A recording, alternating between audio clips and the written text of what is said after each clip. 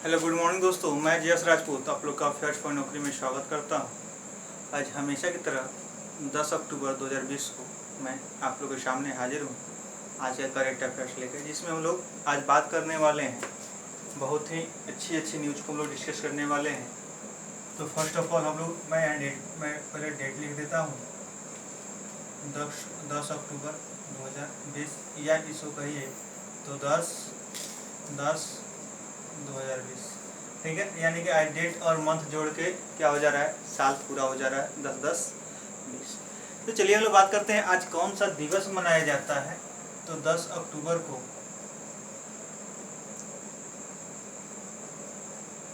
विश्व दृष्टि दिवस मनाया जाता है, ठीक है। आप लोग याद रखिएगा कि विश्व दृष्टि दिवस कब मनाया जाता है, 10 अक्टूबर को मनाया जाता है। 8 को एयरफोर्स, 9 को डाक और 10 को क्या हुआ, दृष्टि। यानी कि एयरफोर्स ने क्या किया, चिट्ठी भेजा पोस्ट ऑफिस से और 10 को देखा गया, ठीक है। चलिए हम लोग बात करते हैं। इसके बाद आज हम लोग का वीडियो थोड़ा सा लंबा होगा। आज हम लोग बात करने वाले हैं एमपीसी की भी, ठीक है। क्योंकि थर्ड मॉनेटरी पॉलिसी क्या हुआ है, जारी हो चुका है, उसके की रेट्स जारी हो चुके हैं, तो उसको भी हम लोग आज डिस्कस करने वाले हैं। तो वीडियो को लास्ट तक देखिएगा और बहुत ही अच्छा न्यूज़ हम लोग डिस्कस करने वाले हैं। तो और अपने दोस्तों में जितना शेयर करना चाहते हैं, जितना ग्रुप में आप जुड़े हुए हैं, ठीक है, फेसबुक हो, मैसेंजर हो, व्हाट्सएप हो, जहाँ भी है, लिंक को कॉपी कीजिए और फटाफट से शेयर कर दीजिए, ठीक है। और अपने दोस्तों को मैसेज करके भी उनको सब्सक्राइब करने के लिए कन्विंस कीजिए, ठीक है। कोई प्रेशर नहीं है कि आपको करना ही है, अच्छा लगे तो ज़रूर कीजिएगा, आज नहीं तो कल तो अच्छा ज़रूर लगेगा, ठीक है। चलिए हम लोग बात करते हैं कि बाद में हम लोग बात करेंगे एमपीसी की। तो पहले हम लोग बात करते हैं, शुरू करते हैं कहाँ से, 2020 का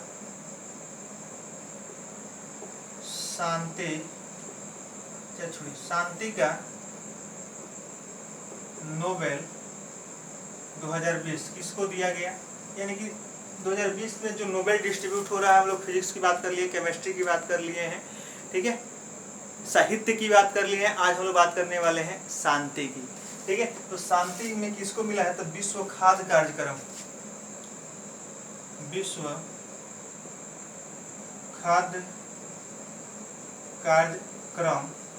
को मिला है, ठीक है। किसके लिए, तो यह जो है 88 देशों में लगभग 2019 में 100 करोड़ से ज़्यादा लोगों को क्या किया है, खाने का सामान पहुंचाने में मदद किया है। यानी कि उन लोगों को जो जहाँ भी खाने वगैरह का दिक्कत था, वहाँ पे इस कार्यक्रम द्वारा, यानी कि विश्व खाद्य कार्यक्रम द्वारा क्या किया गया है, वहाँ पे नेसेसरी आइटम्स यानी फूड्स वगैरह सप्लाई किए गए हैं, ठीक है। तो आप लोगों को पता ही है कि नोबेल अल्फ्रेड नोबेल के याद में दिया जाता है स्वीडन में। तो हम लोग बात करते हैं कि अब चलते हैं मारियो मोलिनो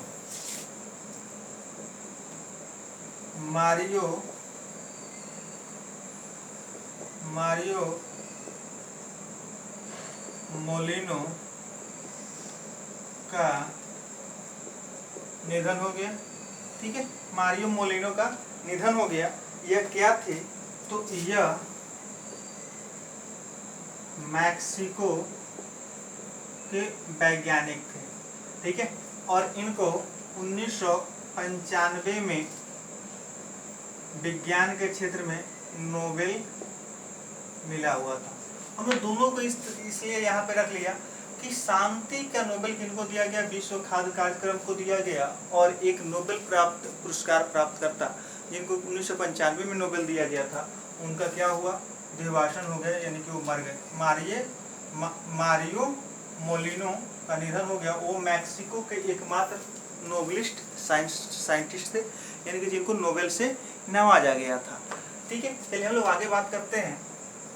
मैक्सिको की राजधानी क्या है, आप लोग को पता होगा तो कमेंट में जरूर बताइएगा। मैक्सिको सिटी पड़ता है, ठीक है। और करेंसी आप लोग बताइएगा। चलिए नेक्स्ट बात करते हैं। वर्ल्ड बैंक के अनुसार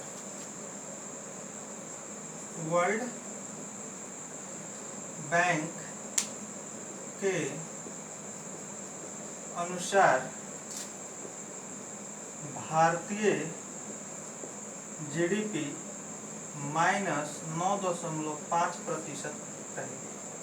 ठीक है, यह किसके लिए, कब के, 2020 से 2021 में, और 2021 से 2022 में यह हो जाएगा 4.5% प्लस में। ठीक है, तो अब यहाँ से एक क्वेश्चन बनता है कि वर्ल्ड बैंक द्वारा हाल ही में भारत की जीडीपी कितनी फोरकास्ट की गई है, तो -9.5। आरबीआई का भी इतना ही है। ठीक है, मात्र सीएसओ का था जो उस क्वार्टरली में, ठीक है, 23.9 था, यानी कि लगभग 24%। तो याद रखिएगा। और 20-21 के लिए कितना, माइनस में 9.5, और 21-22 में कितना, माइनस प्लस में 74 में समझिएगा, ये प्लस में। ठीक है, प्लस 4.5। चलिए नेक्स्ट हम लोग बात करते हैं जॉर्डन के पीएम।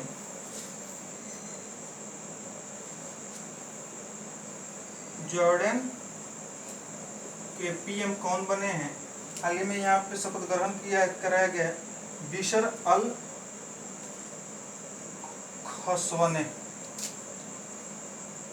बिशर अल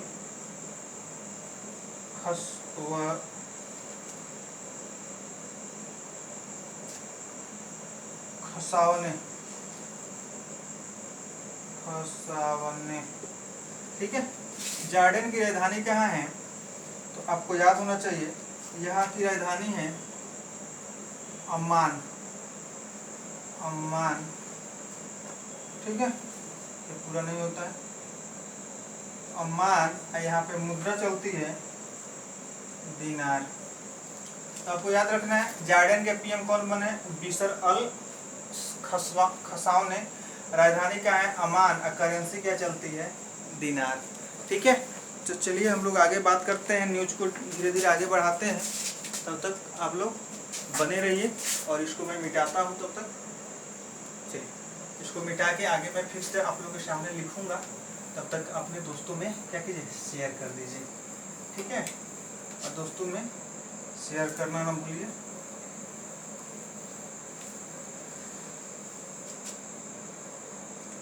चलिए नेक्स्ट बात करते हैं जेवर एयरपोर्ट। ये बहुत इंपॉर्टेंट न्यूज है।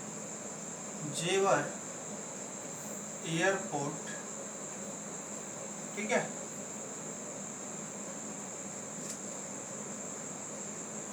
नोएडा यूपी में निर्माण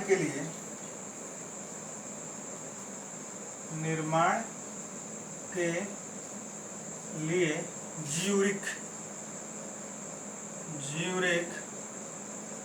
एयरपोर्ट के साथ समझौता हुआ है। ठीक है, अब देखिए, अब क्वेश्चन यहाँ से समझिएगा, और इसको, ये है आपको स्विट्जरलैंड में। ठीक है, चलिए तो लोग एक एक न्यूज को देखते हैं कि इसमें कैसे क्वेश्चंस कैसे बनेंगे। ये तो न्यूज हो गया सिंपल वे में। यहाँ से क्वेश्चन बनेगा सबसे पहला कि ये जेवर एयरपोर्ट कहाँ बनेगा। जेवर यानी गहना, ये तो देखिए जेवर जगह का नाम है। ये जेवर एयरपोर्ट कहाँ बनेगा, तो मैंने लिख रखा है यहाँ पे, ये बनेगा आपको नोएडा में। और नोएडा कहाँ पड़ता है, यूपी में। इसके लिए योगी सरकार ने क्या किया है, किसके साथ, तो ज्यूरिख एयरपोर्ट के साथ समझौता किया है। ज्यूरिख कहाँ पड़ता है बाबू, स्विट्जरलैंड में। ठीक है, यह जो है एयरपोर्ट 2024 तक बनके तैयार हो जाएगा, और वहाँ से अंतर्राष्ट्रीय उड़ानें हो पाएंगे। ठीक है, तो यूपी के सीएम कौन है, योगी आदित्यनाथ। गवर्नर कौन है, आनंदीबेन पटेल। अब बात करते हैं हम लोग कि यह जो है जेवर एयरपोर्ट पीपीपी मॉडल पे काम करेगा, यानी कि पीपीपी मॉडल पे क्या होगा, बनाया जाएगा। और भारत की अर्थव्यवस्था भी कहा जाता है कि पीपीपी मॉडल पे ही काम करते हैं, यानी कि पब्लिक प्राइवेट पार्टनरशिप। यानी कुछ सरकारी हिस्सा भी रहेगा और कुछ गैर सरकारी हिस्सा भी होगा, और दोनों के पार्टनरशिप से क्या होगा, डेवलप होगा। तो हम लोग बेकार में हल्ला करते हैं कि यह इसका निजीकरण किया जा रहा है। अरे भाई, हमारी अर्थव्यवस्था में ही लिखा हुआ, हमारे संविधान में ही लिखा हुआ है कि भारत की Indian economy is a mixed economy. भारतीय अर्थव्यवस्था क्या है, एक मिश्रित अर्थव्यवस्था है। और मिश्रित अर्थव्यवस्था का मतलब कि पूंजीपति वर्ग और सरकार दोनों मिल के कंधा से कंधा मिला के किसी भी संस्थान को चला सकती है। ठीक है, वो पूर्ण सरकारी भी हो सकता है और अर्ध सरकारी भी हो सकता है। ठीक है, तो चलिए हम लोग बात करते हैं। तो ये पीपीपी मॉडल पे काम करेगा, यानी कि पब्लिक प्राइवेट पार्टनरशिप। एक और चीज़ देखा जाता है इसमें कि किसी भी देश की अर्थव्यवस्था को, जीडीपी को फोरकास्ट करने के लिए भी पीपीपी देखा जाता है।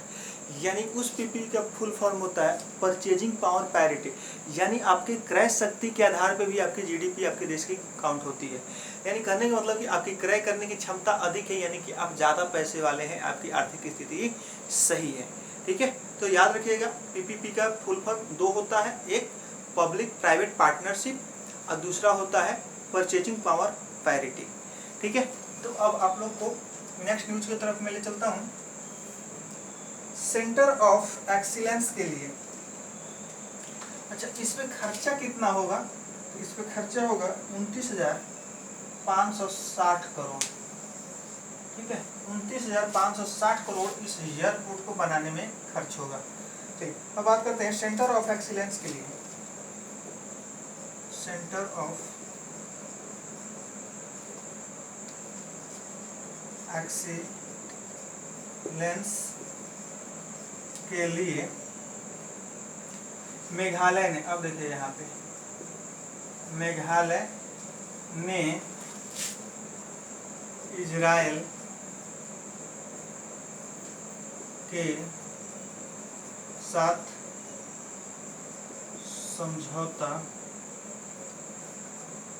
समझौता किया है। बहुत सुंदर न्यूज है। किसके लिए? सेंटर ऑफ एक्सीलेंस के लिए। यानी कि कहने का मतलब मेघालय के जो भी लोग हैं उनमें क्या हो, एक्सीलेंस हो, यानी कि अच्छे अच्छे कलाकृतियाँ सीखें, अच्छे अच्छे गुण सीखें। ठीक है, अच्छे अच्छे कौशल अपना डेवलप करें अच्छे से। इसके लिए क्या किया गया है? मेघालय सरकार ने, मेघालय ने क्या किया है बाबू?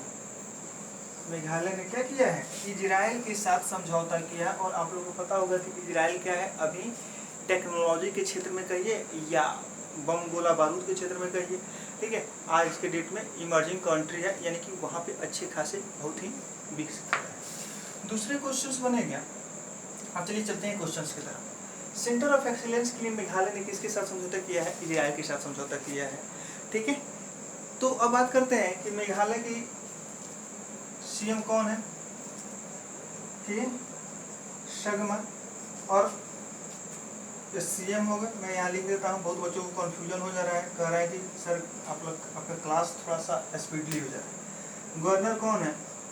तो सत्यपाल मलिक। ठीक है, सत्यपाल मलिक इसके गवर्नर हैं। ठीक है, अब मेघालय की राजधानी, आप लोग बहुत इजी क्वेश्चन आप लोग को छोड़ रहा हूँ। मेघालय की राजधानी आप लोग बताइएगा कि, और मेघालय में एक जगह है जहाँ पे भारत की सबसे ज़्यादा बारिश होती है। तो ये दो क्वेश्चंस आप लोग बताइएगा। और हाँ, ठीक है, चलिए आगे हम लोग चलते हैं। तब तक आप लोग दोस्तों में शेयर कर दीजिए। ठीक है, चलिए ऑनलाइन ट्रेन टिकट बुकिंग के लिए बहुत सुंदर न्यूज है बाबू आज का। ऑनलाइन ट्रेन टिकट बुकिंग के लिए अमेजन इंडिया ने IRCTC के साथ समझौता किया है। अब देखिए, ऑनलाइन ट्रेन टिकट बुकिंग के लिए, यानी कि आप घर बैठे अपने मोबाइल के माध्यम से, लैपटॉप के माध्यम से, कंप्यूटर के माध्यम से क्या कर पाएंगे आप लोग? जैसे कि फ़ोन रिचार्ज हो जाता है, टीवी रिचार्ज हो जाता है, उस तरह से ऑनलाइन टिकट ही बन जाता है। ठीक है, तो ऑनलाइन टिकट बनाने के लिए अमेजन इंडिया ने क्या किया? किसके साथ समझौता किया है? IRCTC के साथ समझौता किया है। यानी कि अमेजन पे के माध्यम से भी आप टिकट खरीद पाएंगे। जैसे फ़ोन पे के माध्यम से पेमेंट कर पाते थे, UPI से पेमेंट कर पाते थे, तो उसी तरह से क्या करेंगे? अब अमेजन पे के माध्यम से भी पेमेंट कर पाएंगे। ठीक है, अमेजन के बात करते हैं थोड़ा सा अमेजन पे। अमेजन की स्थापना हुई थी कब? 1994 में। इसके फाउंडर और अध्यक्ष कौन है? तो जेफ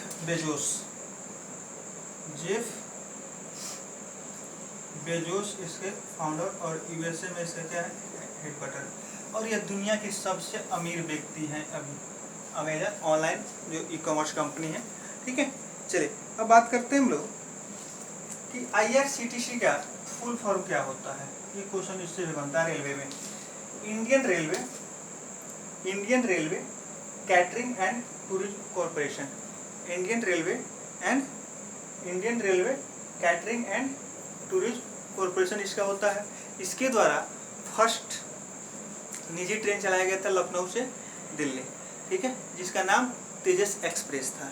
ठीक है, और दूसरा भी चलाया गया, तीसरा कौन सा? महाकाल एक्सप्रेस। तो ये सब क्वेश्चंस आपके एग्जाम में पूछे जाते हैं। चलिए नेक्स्ट बात करते हैं क्रेडिट समर्थन के लिए।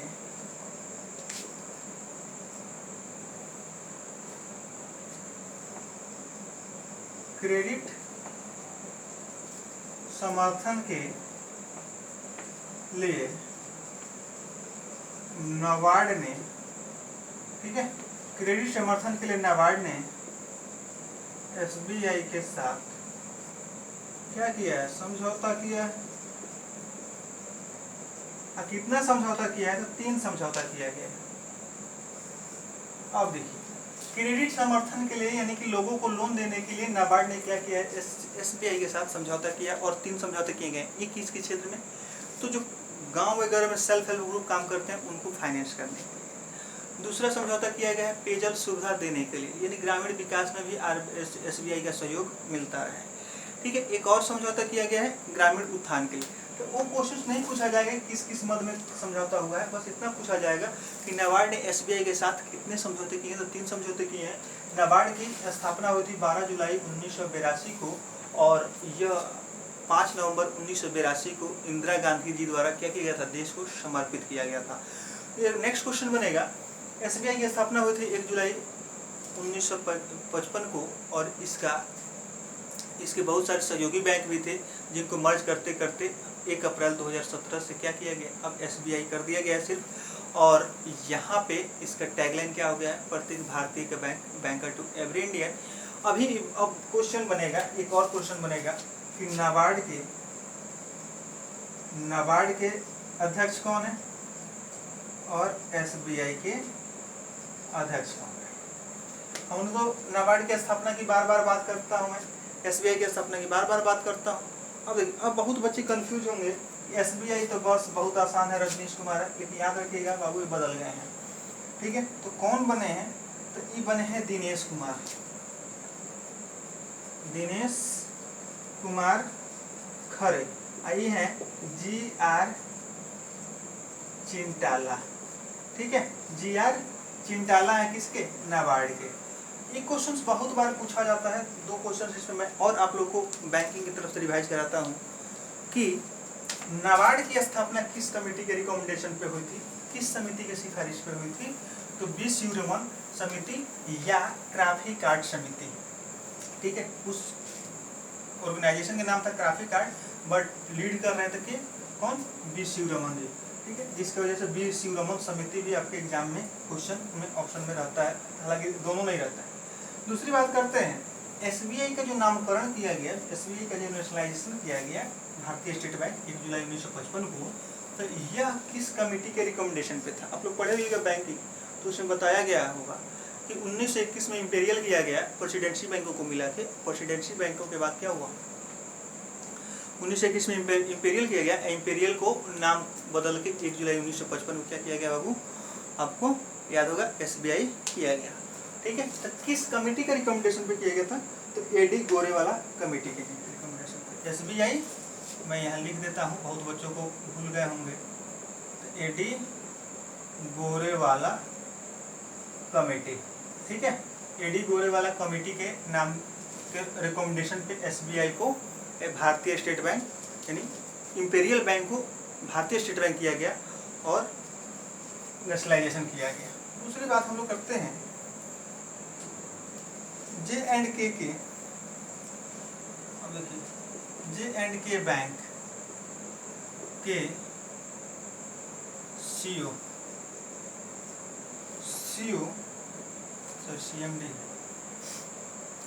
CMD RK छिबर का कार्यकाल 6 माह बढ़ा दिया गया है। ठीक है, J&K बैंक के क्या CMD RK छिबर का कार्यकाल क्या किया गया है, 6 माह बढ़ा दिया गया। J&K बैंक का हेडक्वार्टर है आपको श्रीनगर में, और यह किसके द्वारा, किसी भी प्राइवेट बैंक का CMD हो, CEO हो या उसके डायरेक्टर हो, जो भी हो, ठीक है, इसकी नियुक्ति RBI द्वारा की जाती है। ठीक है, अब चलिए आगे हम लोग बात करते हैं AMFI के अध्यक्ष कौन है, तो ये है Nilesh Shah.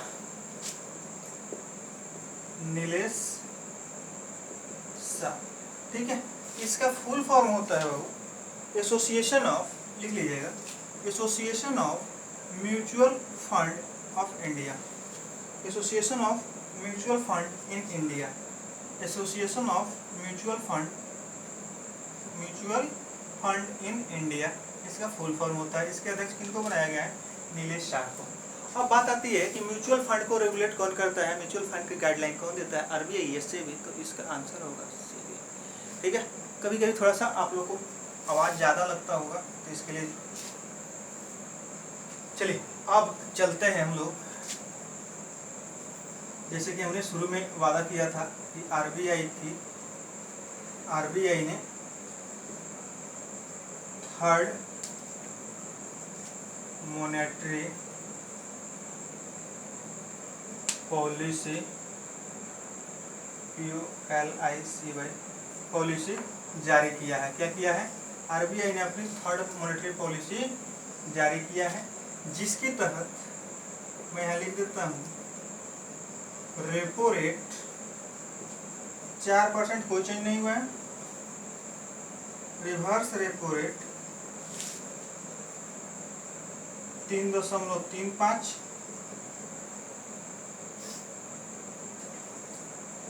MSF plus bank rate दोनों 4.25, CRR 3% और SLR 18%। अब चलिए, ठीक है, यह जो है MPC द्वारा 6 सदस्यीय टीम द्वारा किया जाता है। ठीक है, अब बात करते हैं एक एक करके। RBI ने क्या किया है, तीसरी मॉनेटरी पॉलिसी रिव्यू अपना दे दिया है। ठीक है, यह जो है साल में कम से कम इसकी बैठक होती है 4 बार, ठीक है, 3 बार, साल में कम से कम इसकी बैठक होती है 3 बार, और ऐसे रेगुलर फॉर्म में देखा जाए तो इसकी बैठक होती है प्रत्येक 2 महीने पर। ठीक है, तो मॉनेटरी पॉलिसी के लिए 2016 में एक कमेटी बनाई गई थी, जिसका नाम है, आप लोग को मैं बता दूं, मॉनेटरी पॉलिसी कमेटी यानी कि MPC, जिसको मौद्रिक नीति समिति के नाम से जाना जाता है, जिसमें 6 मेंबर होते हैं, और यह बना था 2016 में RBI एक्ट 1934 में संशोधन करके। ठीक है, किसकी अध्यक्षता में बना था, तो उर्जित पटेल जी की अध्यक्षता में बना था, और उसी 6 मेंबर के द्वारा यह क्या किया जाता है, इसमें ज़रूरत के हिसाब से घटाया या बढ़ाया जाता है। ठीक है, तो आगे हम बात करते हैं कि यहाँ से क्वेश्चंस किस तरह से बनते हैं कि RBI द्वारा, ठीक है, कितने महीने पे मौद्रिक नीति जारी किया जाता है, यानी मौद्रिक नीति समीक्षा जारी किया जाता है। ठीक है, तो प्रत्येक 2 महीने पे जारी किया जाता है, यानी कि साल में 6 बार जारी किया जाता है। दूसरी बात करते हैं कि यह किसके द्वारा जारी किया जाता है। RBI के एक अलग विभाग है जिसको मौद्रिक नीति समिति कहा जाता है, उसके द्वारा जारी किया जाता है। मौद्रिक नीति समिति में कितने मेंबर होते हैं, तो 6 मेंबर होते हैं। ठीक है, यह मौद्रिक नीति समिति बना था 2016 में, किनकी अध्यक्षता में, तो डॉक्टर उर्जित पटेल की अध्यक्षता में। चलिए अब बात करते हैं, जो 6 मेंबर होते हैं उसमें से 3 मेंबर भारत सरकार द्वारा अपॉइंट किए जाते हैं और 3 मेंबर RBI से आते हैं, जिसमें आप लोग बताइएगा, अभी हाल ही में कल या परसों के न्यूज हम लोग डिस्कस किए थे कि भारत सरकार द्वारा एमपीसी में 3 मेंबर को, ठीक है, मनोनीत किया गया है भारत सरकार द्वारा। तो आप लोग कमेंट में उनके नाम बताइएगा कि कितने लोग हैं, कितने लोग ऐसे हैं मेरे प्यारे विद्यार्थी कि उस नाम को नोट करके रखते हैं, ठीक है। और कितने लोग हैं कि सर का लिंक आया हुआ है तो इसको सिर्फ देख लेना है, लाइक मार देना है, बात खत्म। वो क्या पढ़ाए हैं क्या नहीं पढ़ाए उससे मतलब नहीं है, ठीक है। तो जो ईमानदारी से पढ़ा होगा वो कमेंट बॉक्स में उन तीनों आदमी का नाम बताएगा, कल या परसों के वीडियो में होगा, ठीक है। जिसमें एक लेडीज है और 2 जेंट्स हैं, एक IIM अहमदाबाद से हैं, एक दिल्ली से हैं। मन कहने मतलब कि अर्थशास्त्री लोग उसमें शामिल किया गया। बात करते हैं कि इसके, अब बात करती है कि इसके एमपीसी के अध्यक्ष कौन होते हैं, कि इनकी अध्यक्षता में यह गठित की जाती है। तो यह जो होता है RBI के जो गवर्नर होते हैं, वर्तमान गवर्नर, वही इसके अध्यक्ष होता है। तो अभी कौन है, शक्तिकांत दास। दूसरा बात आएगा कि इसमें एक गवर्नर को भी, एक डिप्टी गवर्नर को भी शामिल किया जाता है। तो इसमें कौन थे, MD पात्रा, माइकल देववर्त पात्रा जी इसमें शामिल थे। और 3 लोगों 5 और एक इसके लोकल बॉडी से RBI द्वारा शामिल किया गया है। अब बात करते हैं कि कोरोना के चलते जो RBI द्वारा है, इसमें कोई भी रेट में कोई भी चेंज वगैरह नहीं किया जा रहा है। शुरू में लगातार कम किया गया, लेकिन अगर की रेट कम होता है तो क्या होता है, बैंकों को लोन सस्ते मिलते हैं। और बैंकों को लोन जब सस्ते मिलते हैं तो मार्केट में क्या होता है, ज़्यादा लोन कस्टमर्स लेना शुरू कर देते हैं। जब कस्टमर्स ज़्यादा लोन लेंगे तो मार्केट में इन्फ्लेशन की स्थिति हो जाएगी, और इन्फ्लेशन की स्थिति को हम लोग क्या करते हैं, महंगाई करते हैं, जो कि अर्थव्यवस्था के लिए क्या होता है, घातक होता है। अब बात यहाँ से आएगी कि RBI द्वारा RBI द्वारा इन्फ्लेशन को कंट्रोल करने के लिए कौन सी नीति अपनाई जाती है, तो मौद्रिक नीति अपनाई जाती है, इन मौद्रिक नीति जारी की जाती है। इसमें अगर की रेट को बढ़ाया जाएगा तो मार्केट में पैसा कम होगा, समझिएगा। इसमें कि repo rate, reverse repo rate, MSF या जो भी है बैंक रेट, इसमें अगर रेट को बढ़ाया जाता है तो इसमें क्या होता है, मार्केट में पैसा कम होता है।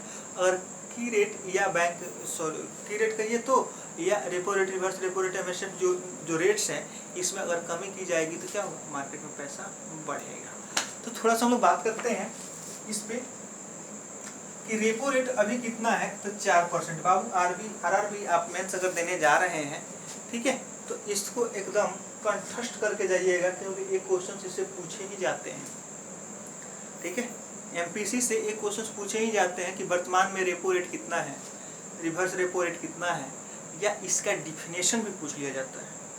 2018 RRB क्लर्क मेंस में इसका डिफिनेशन पूछा गया था और मुझसे गलती हुई थी। मैंने एग्जाम दिया था मेंस का, उसमें मुझसे गलती हुई थी। तो चलिए हम बात करते हैं कि रेपो रेट क्या होता है। तो वह रेट जिस पे RBI अपने कमर्शियल बैंकों को क्या करती है, लोन प्रोवाइड करती है, ठीक है। वह रेट जिस पे RBI अपने कमर्शियल बैंकों को लोन प्रोवाइड करती है उसको हम लोग रेपो रेट कहते हैं। अगर डिटेल देखना है तो एक मेरा अलग से सेक्शन होगा, ठीक है, प्लेलिस्ट में जाके देखिएगा बैंकिंग में, कि पूरा मॉनेटरी पॉलिसी को बड़े प्रेम से मैंने उसमें समझाया हुआ है। 2-3 पार्ट उसका होगा, तो पूरा देखने की कोशिश कीजिएगा, ठीक है। रिवर्स रेपो रेट क्या होता है, जिस रेट पे RBI क्या करते हैं, कमर्शियल बैंकों से लोन लेती है। ऐसे समझने के लिए समझ लीजिएगा, बट ये ऐसी फैसिलिटी है जिसके माध्यम से बैंक क्या करते हैं, मार्केट में ज़्यादा पैसा इन्वेस्ट ना करके, मार्केट में ज़्यादा लोन न दे के RBI के पास जमा करके अपनी मनी भी सिक्योर रखते हैं और मार्केट की अर्थव्यवस्था को भी सिक्योर रखते हैं। लेकिन समझने के लिए हम लोग कह देते हैं कि रेपो रेट वह दर रेट होता है जिसपे RBI अपने कमर्शियल बैंकों को लोन देती है। रिवर्स रेपो रेट इसका उल्टा समझा दिया जाता है कि रिवर्स रेपो रेट वो रेट होता है जिसपे RBI अपने कमर्शियल बैंकों से उधार लेती है। आई बात समझ में, ये समझने के लिए होता है। अब बात करते हैं कि MSF क्या होता है और बैंक रेट क्या होता है। दोनों एक ही तरह का लोन होता है, बस अंतर यही होता है कि MSF जो है 24 आवर के लिए होता है और बैंक रेट जो है 90 दिन से ज़्यादा के लिए होता है। दोनों में वही होता है, जिस रेट पे RBI अपने कमर्शियल बैंकों को लोन 24 आवर के लिए देती है और वो भी सिक्योरिटी अपने पास गिरवी रखती है, मॉर्गेज रखती है, तो उसमें हम लोग क्या करते हैं, उसको हम लोग MSF यानी कि मार्जिनल स्टैंडिंग फैसिलिटी कहते हैं। दूसरी बात आएगी कि बैंक रेट किसको कहते हैं, तो इसमें भी वही बात होता है, बस अंतर यही होता है कि यह 90 दिन से ज़्यादा के लिए होता है।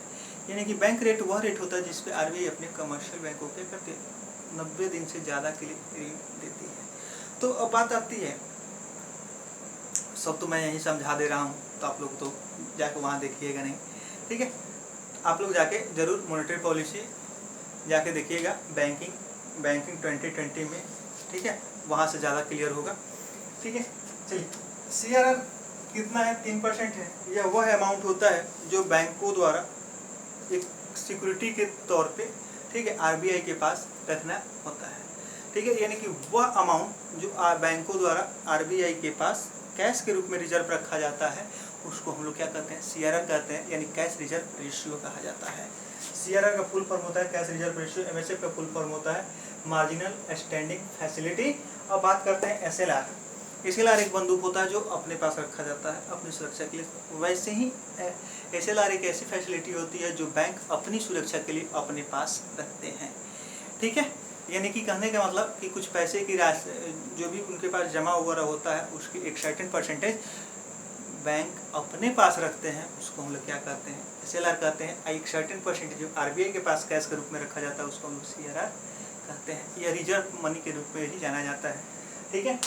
तो चलिए, यह कितना है? 18%। तो ये बाबू एकदम नोट करके इसको याद कर लीजिएगा कि repo rate 4%, reverse repo rate 3.35, 3.35 और बैंक रेट 4.25, MSF 4.25 और CRR कितना हो गया? 3%, ठीक है। और SLR 18%। इसकी अगर मॉनेटरी पॉलिसी की पूरी डिटेल जानकारी लेनी है तो बैंकिंग 2020 में जाके प्लेलिस्ट में जाके देखिएगा, वहाँ से पूरी जानकारी आपको मिलेगी। मैं यहाँ थोड़ा सा आप लोगों को बताने की कोशिश मैंने किया है। तब तक जय हिंद, जय भारत। हंसते मुस्कुराते रहिए। और चैनल पर अगर नए देख रहे हैं तो चैनल को सब्सक्राइब नहीं किए तो सब्सक्राइब कर दीजिएगा, और अपने दोस्तों में ज़्यादा से ज़्यादा शेयर कीजिए, क्योंकि आप ही लोग का प्यार के बदौलत मैं हर हाल में प्रयास करता हूँ कि आप लोगों को वीडियो में अच्छा से अच्छा दे पाऊँ।